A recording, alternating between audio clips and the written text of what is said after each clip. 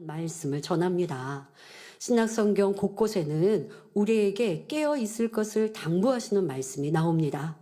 예수님께서도 제자들을 가르치시며 깨어 있어야 함을 많이 말씀하셨는데요. 마가복음 13장에는 주님의 강림의 때 세상에 되어질 일에 대해 예언하시며 깨어 있어야 함을 비유들어 설명하십니다. 마가복음 13장 34절부터 37절에 가령 사람이 집을 떠나 타국으로 갈 때에 그 종들에게 권한을 주어 각각 사물을 맡기며 문지기에게 깨어있으라 명함과 같으니 그러므로 깨어있으라. 집주인이 언제 올는지 혹 저물 때일는지 밤중일는지 닭 울 때일는지 새벽일는지 너희가 알지 못함이라. 그가 호련히 와서 너희의 자는 것을 보지 않도록 하라. 깨어있으라. 내가 너희에게 하는 이 말이 모든 사람에게 하는 말이니라 하셨습니다. 여기서 주인은 우리 주님을 의미하며 종들은 구원받은 우리 모두, 우리를 지칭합니다. 주님께서 오실 때를 아무도 알지 못하나 깨어있어 준비하는 이들에게는 복이 있음을 가르치신 것입니다. 또 누가복음 12장 39절 40절에 너희도 아는 바니 집주인이 만일 도적이 어느 때에 이를 줄 알았더면 그 집을 뚫지 못하게 하였으리라. 이러므로 너희도 예비하고 있으라.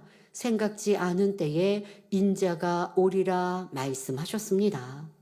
이렇게 예수님께서는 구원받은 성도들에게 다시 오실 주님을 기다리게 하시며 신부단장을 하도록 당부하셨습니다. 더더욱 주님 임하실 날 마지막 때를 경고하시며 주님 맞을 준비를 마치라 하셨지요. 그런데 많은 교회와 성도들 중에는 재림의 주님, 우리가 살아서 주님 맞기를 준비하자 말하면 이상한 눈으로 보기도 합니다. 종말론이라 하며 잘못된 신앙처럼 말하는 것입니다. 그러나 천국과 지옥이 있음을 믿고 우리가 사는 이 세상이 원수마귀가 주관하며 지금은 죄악이 관영한 마지막 때임을 안다면 오늘 주님이 오시더라도 구원받을 수 있도록 깨어 있어야 함을 강조하지 않을 수 없습니다. 이렇게 마지막 때를 강조하며 주님 임하심을 준비시키는 말씀을 주시는 이유는 우리를 사랑하시기 때문입니다. 비유를 들면 학교에서 간혹 어떤 선생님은 예고도 없이 갑자기 시험을 보는 경우가 있습니다. 이런 경우 평소에 늘 공부를 하는 학생은 좋은 성적을 거둘 수 있지만 공부를 잘하지 않던 학생은 어떻습니까? 갑작스런 시험에 당황하게 되고 성적도 좋게 나올 수가 없지요. 그런데 이런 학생들도 미리 시험이 있다고 알려주면 그나마 공부를 하게 됩니다. 벼락치기라고 하죠. 그렇게 그래도 공부하는 신용이라도 합니다. 그래서 어떻게든 낙제는 면할 수도 있지요. 공부 안 할 때보다는 조금 나은 점수를 따지 않겠습니까? 하나님께서 우리에게 마지막 때에 대해 자꾸 알려주시는 것도 이와 같은 이유입니다. 주님 만나는 날을 당황치 않고 기쁨으로 맞이할 수 있도록 하시려는 것이지요. 설령 지금까지는 신부단장을 제대로 못했다 해도 이제라도 정신을 차리라는 것입니다. 2024년에는 하나님의 말씀을 기준으로 세상이 돌아가는 일들을 보며 더욱 깨어 주님 맞을 준비하는 성도님들이 되시길 바랍니다. 지금까지 열심히 해온 분들이라면 더욱 박차를 가하셔서 기필코 영으로 온영으로 이루시기를 기원합니다. 사랑하는 성도 여러분, 우리가 깨어있는 신앙을 가지려면 지금은 세상 끝이요. 주님 오실 시간이 심히도 가까운 때임을 깨달아야 합니다. 어떤 사람이 자신의 살 날이 며칠밖에 남지 않았다는 것을 안다면 그 시간을 어떻게 보내겠습니까? 평소 술에 취하고 집도 지저분하게 하고 짜증내고 다투며 거짓말하며 살았다 해도 남은 시간은 유익하게 보내려고 할 것입니다. 주변을 정리정돈하고 가족과 식사라도 한 번 더 하면서 사랑을 나누며 미워한 사람에게 사과하는 등 자신의 모습을 잘 마무리하고자 하겠지요. 우리의 삶도 신앙도 주님 만날 날이 가까움을 안다면 세상 사랑하는 마음이나 죄악 가운데 살던 모습을 버리고 힘써 변화되고자 노력하며 충성할 수 있습니다. 그럼 주의 임하실 때가 가까움은 어떻게 알 수 있을까요? 마태복음 24장 5절부터 14절에는 마지막 때의 징조가 나옵니다. 정확히 말하면 주의 임하심과 세상 끝이 가까움을 알 수 있는 징조이지요. 마지막 때와 세상 끝은 의미가 다릅니다. 먼저 마지막 때는 주님의 부활, 승천 이후 재림까지의 기간입니다. 다음으로 세상 끝이란 주님께서 재림하시는 바로 그 시점이며 좀 더 넓게는 그 세대를 뜻하지요. 따라서 지금 우리는 마지막 때 중에서도 세상 끝에 살고 있습니다. 자, 두 번째 기도 제목 포스터 보여주시겠습니까? 포스터에 보면 이 기도 제목의 의미가 잘 담겨 있습니다. 자, 여러분 포스터 보면 시계가 있죠. 자, 시계 보이시죠? 시계가 지금 몇 시를 가리키나요? 12시를 향하여서, 네. 지금 그러니 11시 59분, 59초에 지금 시, 분, 초침이 놓여 있습니다. 자, 바로 끝날을 가르치고 있는 시계입니다. 자, 그리고 보면 도시가 표현되어 있습니다. 지금 이제 황혼역처럼 해가 지는 시간대를 이제 표현한 것은 깜깜하게 여러분 하면 너무 포스터가 어두워 보이니까, 예, 이제 밤, 11시 59분을 이렇게 표현하는 캄캄함을 표현하기에는 우리가 포스터 볼 때마다 깜깜하니까 좀 보기 안 좋으니까 좀 해가 지는 이 석양을 표현했습니다마는 색깔은 그리합니다마는 그러나 시간은 그렇지 않습니다. 자, 그리고 지금 도시가 있죠. 네, 이 세상의 흐름을 지금 도시로 표현하고 있습니다. 그리고 우리가 깨어 있어야 하는 것은 말씀과 기도로 깨어 있어야 하기 때문에 지금 성경이 펼쳐져 있고 또 기도하는 목자의 손이 그려져 있습니다. 자, 이제 말씀을 들어보시면 어떻게 깨어 있어야 하는지 알 수 있겠지만 이 포스터 안에도 그 의미가 잘 담겨 있습니다. 그래서 포스터를 보실 때면 여러분 이렇게 하나하나 보시면 되겠고요. 예, 그 김에 우리 첫 번째 기도 제목은 설명 안 했지만 설명 안 해도 잘 아실 것 같아요. 첫 번째는 의인은 믿음으로 살리라 하셨는데 지금 장면은 잘 아시는 것처럼 아브라함이 독자 이삭을 번제단에 올려서 칼로 내리치려고 하는 장면이죠. 바로 아브라함의 의인의 믿음이 어떠했는지를 한 장면으로 느낄 수 있도록 표현했습니다. 자, 우리도 이렇게 하나님을 기쁘시게 하는 믿음으로 살아갑시다. 자, 이렇게 우리는 마지막 때 중에도 세상 끝에 살고 있어요. 자, 이것을 여러분들 잘 알아야 합니다. 예수님의 제자들은 바로 이 세상 끝에 어떤 징조가 있는지를 예수님께 여쭈었습니다. 이에 답해 주시는 말씀에 비춰 과연 지금이 얼마나 세상 끝에 가까운지를 살펴보겠습니다. 6절에 난리와 난리 소식을 듣겠으나 너희는 삼가 두려워 말라. 이런 일이 있어야 하되 끝은 아직 아니니라 하셨습니다. 시대마다 전쟁, 곧 난리는 크고 작게 일어났습니다. 그런데 예수님께서 말씀하신 난리는 단순한 전쟁이 아닙니다. 세계 많은 나라가 휩쓸리는 난리, 곧 세계 대전을 뜻합니다. 그런데 예수님께서는 난리와 난리라고 2번 반복하셨지요. 이는 바로 세계 대전이 2번 일어나는 것을 뜻합니다. 자, 예수님의 시대, 바로 약 2000년 전에 이 말씀을 예고하셨다는 것입니다.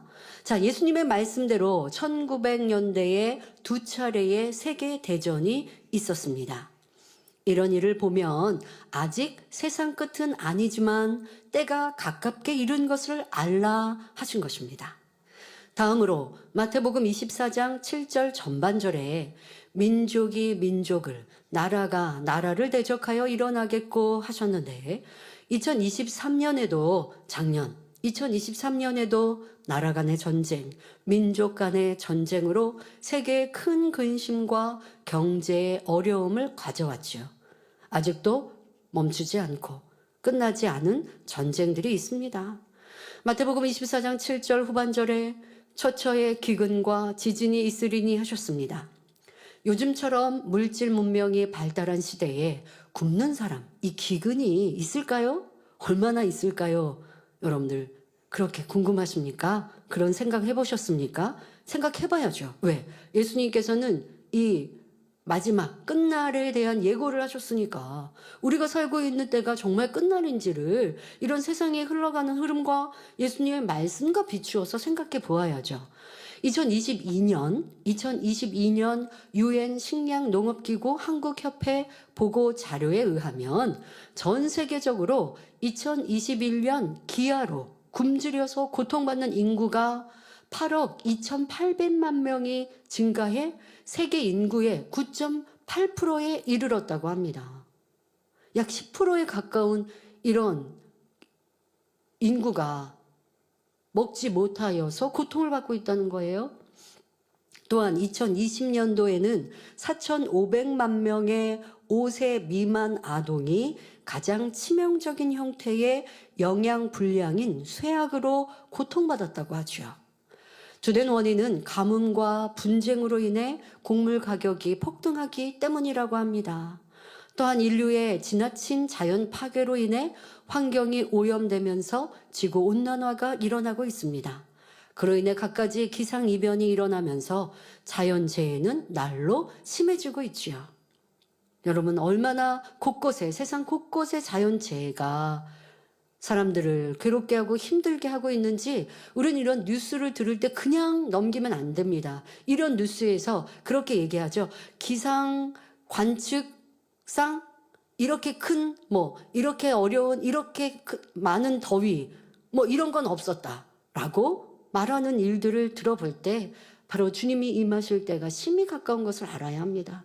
가뭄, 홍수, 지진, 해일, 폭풍 등 발달한 과학 기술로도 예측할 수 없고 막을 수 없는 일들이 지구 도처에서 일어나고 있습니다.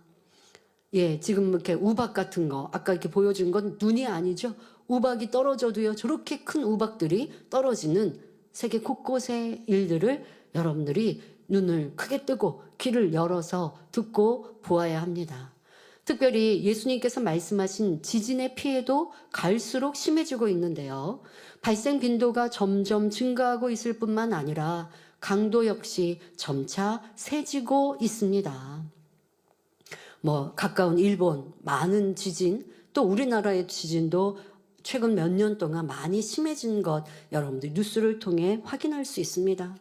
세계 곳곳에서 나타나는 기상이변, 자연재해, 재앙의 소식 등 이런 뉴스를 들을 때 그냥 넘길 것이 아니라 더욱 깨어 있어야 함을 느끼는 슬기로운 성도님들이 되시길 바랍니다. 이러한 마지막 때를 예고하시는 말씀을 당의자님께서는 전해주시면서 또 한 가지 자연재해뿐만이 아니라 이런 신종병들 또 아니면 전에 있었던 병들이 사라졌는데 더 독해져서 나타나는 이러한 질병들에 대해서 예고하셨죠. 그런데 그런 예고하시고 신종병들이 세계를 휩쓸어가는 일들을 우리는 여러 건 보았습니다. 예사로 넘길 일이 아니죠. 최근에 있었던 이 코로나는 몇 년 동안을 전 세계가 고통 속에 두려움 속에 있지 않았습니까? 그리고 계속 예고하죠. 이제 다음에도 이러한 신종병들 아니면 전 세계의 유행성 병들이 있을 것이라 말합니다. 과학이 발달했습니다. 의학이 발달했습니다. 사람의 지식으로 과학 발달로 달나라를 가고 우주를 가는 때입니다. 그런데 이러한 병들을 막을 수 없고 당의자님께서는 아버지의 계시를 받아 예고해 주셨던 신종병들, 이러한 병들이 얼마나 더 무섭게 창궐했는지 우리는 기억해야 합니다. 그리고 더 깨어 있어야 합니다. 예수님께서 알려주신 세상 끝의 징조 중 한 가지만 더 말씀드리겠습니다. 바로 마태복음 24장 14절에 이 천국 복음이 모든 민족에게 증거되기 위하여 온 세상에 전파되리니 그제야 끝이 오리라 하셨습니다. 이스라엘에서 시작된 천국 복음은 가장 먼저 유럽으로 전파됐습니다. 지금은 미국과 아시아, 아프리카 등 온 세상에 전파되었지요. 그런데 아이러니하게도 이스라엘의 정통 유대인들에게는 천국 복음이 들어가지 않았습니다. 자기 조상들이 십자가에 못 박아 죽인 예수님을 구세주로 인정하지 않고 아직도 메시아를 기다리고 있지요. 그래서 이스라엘을 복음의 종착지, 곧 땅끝이라 하는 것입니다. 그런데 이 땅끝에도 이미 너무도 강력한 복음의 씨가 떨어졌습니다. 당의자님께서는 2009년 이스라엘 연합 대성회를 통해 예수가 우리의 구세주 되심을 담대히 선포하셨습니다. 이스라엘의 가장 중심부에서, 그것도 그냥 그 집회만 하신 게 아니죠. 그 집회가 생중계되어져서 정통 유대인들이 싫어서 참석은 안 한다 할지라도 궁금하여서 무슨 일이 일어나 어떤 말 하나 다 듣고 확인할 수 있도록. 그리고 2009년 한 번만이 아니었죠. 당의자님은 2007년부터 3년 동안 이스라엘 전역을 다니시면서 이 복음을 전파하시고, 주님의 복음을 전파하시면서 그 확실한 증거, 이 말씀이 참임을 증거하는 권능의 사역을 이루셨습니다. 자, 권능이 뒷받침되지 않는다면 이 정통 유대인들이 가만두지 않죠. 이스라엘을 잘 아시는 분들은 얘기합니다. 이분들은요, 한국 이 성격에 빨리 그보다 더 빠르시고요. 또 하세요. 그런데 그분들이 와서 이 말씀이 전해지는 것, 예수가 우리의 구세주 되심을 전하고 있는 목자의 말씀, 이미 소문으로 다 알고 있죠. 그런데 회방하지 못한 것은 하나님이 살아계신 증거, 하나님의 보장하신 권능이 있으니 당의자의 3년 사역을 회방하지 못하는 거였어요. 그리고 2009년에 이렇게 대대적으로 홍보하여 성회를 이루어도 회방하지 못한 것은, 그분들이 정통 유대인들은 당연히 그 나라에 힘이 있죠. 방해하고 막을 수 있죠. 그러나 그리하지 못한 것은 하나님의 보장하신 권능을 보고 인정하기 때문이었습니다. 2009년 당의자님께서 선포하신 주님이 우리의 구세주이심을 전하셨던 이 성회는 생방송으로 220개국에 전파되었습니다. 또한 주님의 이름으로 기도할 때 각색 질병이 치료되고 불구가 온전함을 얻는 권능의 역사가 나타났습니다. 정통 유대인들이 혹 그 자리에 참석하지 않았다 해도, 그 자리에 참석하면 그분들은 또 왕따 당하죠. 당의자님은 정통 유대인들과도 사귐을 가지시고 또 정통 유대인도 우리 교회 방문도 하셨지 않았습니까? 당의자님과 교류하기를 원하시고 또 사랑하시고 하셨습니다. 그러나 대놓고 그 자리는 참석 못하죠. 왜? 그분들의 무리에서 또 배척을 당하기 때문에 참석하지 않아도 보고 확인하였죠. 자, 그런데 증거한 복음과 주님의 이름으로 나타난 권능의 역사를 그분들이 듣고 알았고 이미 그들에게, 정통 유대인에게도 알려졌다는 사실입니다. 자, 그러니 우리는 앞으로 정통 유대인의 깊은 곳까지도 예수 그리스도의 복음이 들어가기를 기도해야겠습니다. 그리고 여러분들의 예물, 헌금으로 지금도 우리는 이스라엘을 지원하고 있지 않습니까? 다 이런 것이 선교입니다. 우리가 직접, 제가 직접 가서 복음을 증거하고 권능을 행하는 이러한 선교도 있습니다만은 우리는 변함없이 지금 해외 선교들을 하고 있고 또 이스라엘을 지원하고 있습니다. 여러분, 왜 이렇게 지원 당의자면 시작하셨는지 아십니까? 이스라엘의 선교를 이제 3년 선교를 하시러 가셨는데 교회를 가보니 목회자님들이 일을 하시면서, 세상 일을 하시면서 교회를 일구고 계시는 거예요. 왜? 교회가 조그맣고 또 하니 교회 나오는 헌금으로는 목회자의 생활이 안 되시니까 세상 일을 하시면서, 회사를 다니시거나 세상 일을 하시면서 목회를 하고 계시니까 너무 안타까우신 거예요. 야, 이스라엘 교회를 든든히 세우고 그분들이 더 복음 전파에 힘을 다해서 충성하게 하려면 이러한 말씀과 권능도 당연히 지원하셨지만 이러한 데도 도움이 필요하구나라는 걸 아셔서 말씀을 전하시는 3년 사역 동안 가시면서 말씀을 전하셨죠. 그리고 권능을 행하셨죠. 그러니 주의 조임들이 힘이 났죠. 전에는 당의자님 사역을 이렇게 3년을 시작할 때는 곳곳에서 교회들의 테러도 있고 목회자님의 자동차도 불태우고 이러한 일들도 있고 핍박도 크게 당하는 일들도 당회자님도 소식을 듣죠. 그런 목회자들의.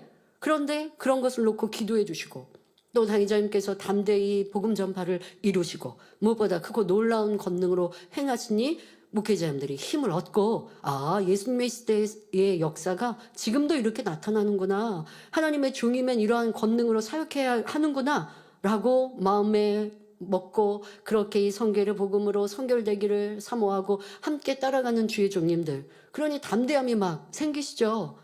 그러니 또 거기에다가 말로만 지원하시는 게 아니라 물질로 당회자님은 허리띠를 졸라매시며 또 우리 성도님들의 헌금으로 이렇게 선교를 해가셨던 일.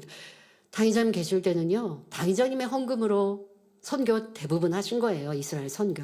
당회자님 계시지 않을 때는 여러분들이 또 헌금하여 이룹니다만은 참 안타깝습니다. 당회자님께서 우리가 연단의 시작의 때에 이런 선교도 조금 선교 헌금도 많이 줄였었는데요. 그래도 우리 선교지들 힘들어하지 않고 또 그것도 감사해야 하면서 함께 하셨습니다. 또 우리가 더 크게 축복받고 또 하에서 더 힘껏 지원하기를 바라는데요. 이렇게 지원하신 건 물질로 뭘 하는 게 아닙니다. 영적인 사랑인 거예요. 그리고 그것이 얼마나 그분들에게 힘과 능력이 되었습니까? 뭐라고 말씀하세요? 많은 목회자가 이스라엘을 다녀갔습니다. 그리고 유명한 목사님들도 이스라엘에서 집회 한번 하면 이게 굉장히 자부심이 큰 거예요. 그러니까 조그만 교회라고 할지라도 이스라엘 교회에서 집회 한번 하기를 바라고 또 그렇게 방문하면 지원도 하시죠. 그리고 가시면서 이렇게 이스라엘 지원하겠습니다. 교회를 지원하겠습니다라고 말하지만 그것이 몇 번에 그치고 그리고 사라진다는 것이죠. 그런데 당회자님은 변함없었습니다. 그분들의 고백 여러분들이 직접 들으셨죠. 그거는 무슨 물질로 선교하는 게 아니에요. 마음으로 사랑으로 하는 거예요.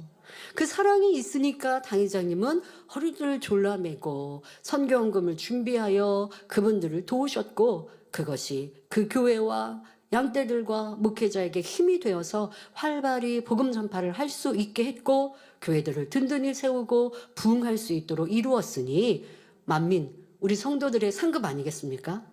이것이 바로 선교의 또 다른 모양인 것이죠.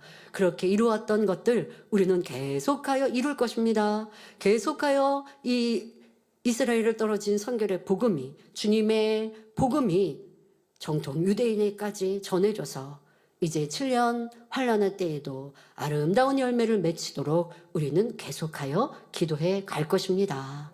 사랑하는 성도님, 예수님께서는 세상 끝에 징조를 말씀하신 후 다음 같은 말씀을 덧붙이셨습니다. 마태복음 24장 44절에 너희도 예비하고 있으라 생각지 않은 때에 인자가 오리라 하셨지요. 그럼 이 말씀을 직접 들었던 제자들은 세상 끝날과 주님의 강림을 직접 체험하였나요? 그렇지 않았지요. 또 예수님의 사역 이후 제자들을 통해 기록한 신약 성경에도 주님의 임하심을 말씀하시며 초대교회 성도들에게도 깨어 준비하며 기다리라 말씀하셨습니다.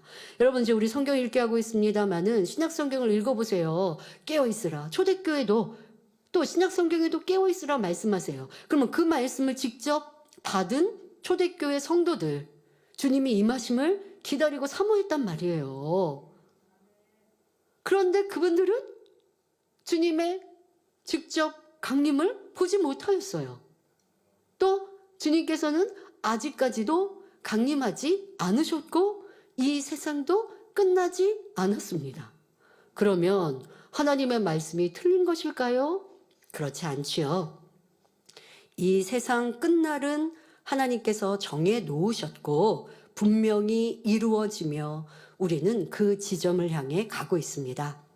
단지 세상에 정말 주님의 강림을 살아서 맞는 성도들도 있고 그렇지 않고 자신의 삶이 다하여 주님을 맞는 성도들의 차이가 나는 것입니다. 이렇게 각 사람의 끝날은 각기 다르며 그날이 언제인지는 아무도 알 수 없습니다. 그러니까 우리가 마지막 때 세상 끝날 또 우리 삶의 끝날, 자기의 끝날, 이러한 단어의 의미 또 그 차이를 알고 그러나 이 모든 것에서 우리는 항상 깨어 있어야 한다는 것입니다. 우리는 살아서 주님의 강림을 맞을 준비를 하고 있습니다. 하지만 앞일은 아무도 모르지요.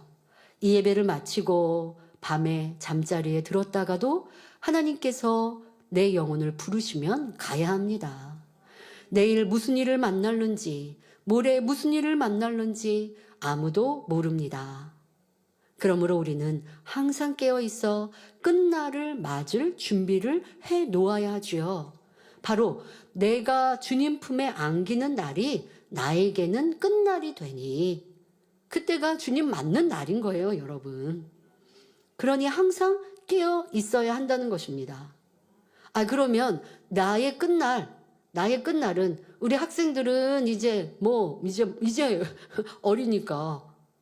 그러니까 내 삶의 끝날은 아직도 한참 남았어. 나는 20살도 안 먹었는데 나는 10대니까 내 끝날은 아직 한참 남았어. 그럴 수 있나요? 30대가 된 청년들, 여러분들의 끝날은 언제인지 여러분들이 아십니까? 그리고 많이 남았으니까 이제 조금 한참 놀다가 그러다가 이제 내 끝날이 가까우는 그때쯤 정신 차려도 될까요? 뒤에 설명합니다마는 그때는 이미 늦어버릴 수도 있습니다. 죄악이 내 몸에 다 나를 사로잡아 버린 다음에 깨어나려고 해도 깨어날 수 없는 때가 온다는 것이죠. 그리고 지금 말씀드린 것처럼 각자 우리 삶의 끝날은 누구도 알 수 없습니다. 주님은 어제도 안 오셨고 오늘도 안 오셨으니 내일도 안 오실 거야. 아직 시간이 있으니까 좀 더 세상을 즐기자 해서는 안 됩니다. 예수님께서는 마태복음 25장에 열처녀 비유를 들어 언제든 준비된 신앙이어야 함을 말씀하셨습니다. 재림의 주님을 신랑으로, 주를 믿는 성도들을 처녀로 비유했지요. 바로 우리는 주님을 맞을 처녀입니다. 10명의 처녀가 함께 신랑을 기다렸습니다.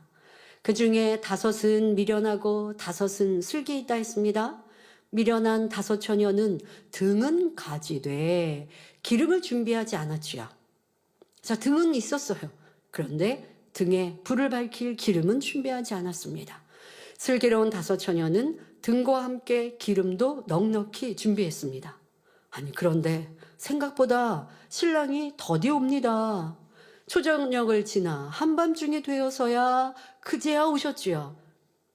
이에 슬기로운 5 처녀는 등을 켜고 신랑을 맞으러 나갔습니다.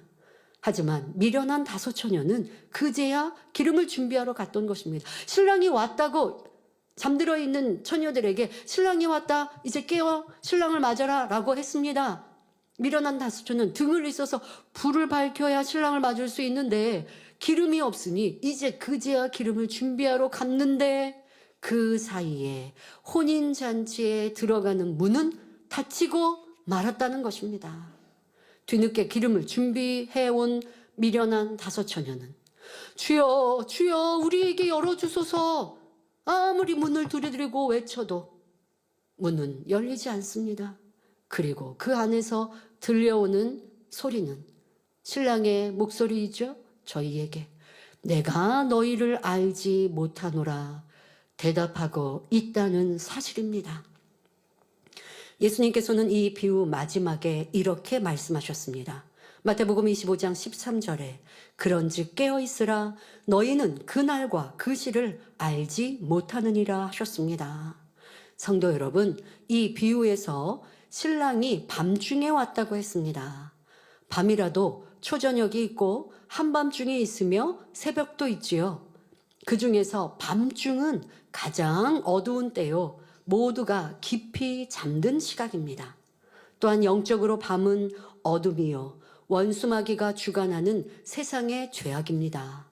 따라서 신랑이 밤중에 왔다는 것은 영적으로 모두가 잠든 깊은 밤, 즉 세상이 죄로 관영하여 빛이 없을 때에 주님께서 강림하신다는 의미가 됩니다. 바로 우리가 사는 이 세대가 그렇습니다. 불법이 성하고 사랑이 식어졌지요. 그 어디서도 영적인 빛, 참된 선과 사랑을 찾아보기가 쉽지 않습니다. 요즘은 뉴스 보기가 무서운 세상이 되었습니다. 범죄의 연령은 점점 낮아지고 원한이나 이유도 없는 폭력, 범죄도 참으로 많아졌지요. 사람들은 미움이나 혈기, 서운함을 참지 못하고 분출하니 가정 폭력, 데이트 폭력, 아동 학대 등 상상할 수 없는 범죄와 지능적인 범죄가 늘어나고만 있습니다. 사람이 어디까지 악해질 수 있는가 경쟁이라도 하듯 죄악에 대해 무뎌지며 죄를 먹고 사는 죄로 물든 세상임을 누구도 부인할 수 없을 것입니다. 이런 세상에서 우리는 진리로 정확히 분별하며 세상에 물들거나 이쯤이야 괜찮겠지 하며 살아서는 안 됩니다. 절대적인 선과 진리를 기준하여 세상과 타협치 않고 진리를 쫓는 하나님의 자녀가 될 때 어두운 세상에서 지킴받고 보호받으며 축복받을 수 있는 것입니다. 그런데 사랑의 아버지 하나님께서는 이러한 악한 세대 속에서 만민의 성도님들, 여러분이 슬기로운 다섯 처녀가 될 수 있도록 변함없이 인도해 오셨습니다. 끊임없이 기름 준비를 할 수 있도록 영으로 이끌어 주셨습니다. 본교회 개척 후 지금까지 줄곧 성결을 강조해 주셨지요. 영혼육, 믿음의 분량, 사랑장, 팔복, 성령의 열매, 욥기 강해 등 우리 마음 깊은 것이라도 발견할 수 있는 생명의 말씀을 허락해 주셨습니다. 또한 천국과 지옥에 대해 밝히 알려주셨지요. 맹목적인 신앙이 아니라 분명한 목표를 갖게 해주셨습니다. 또한 계시록 강의를 통해 7년 환난에 대해서도 알려주심으로 더욱 영으로 깨어나게 해주셨습니다. 무엇보다 따르는 크고 놀라운 권능의 역사로 가르치는 말씀이 참임을 확증해 주셨고 보이지 않는 하나님 주님을 참으로 믿을 수 있도록 이끌어 주셨습니다. 그러면 성도님들은 지금까지 얼마나 주님 맞을 준비를 잘 해 오셨는지요? 혹여 아직도 영적인 잠에 빠진 분이 계신가요? 당장 내일이 아니니까, 내일 주님 오시는 거 아니니까, 내가 뭐 오늘 밤 죽을 거 아니니까 좀 더 시간이 있어 하면서 아니란 마음을 가진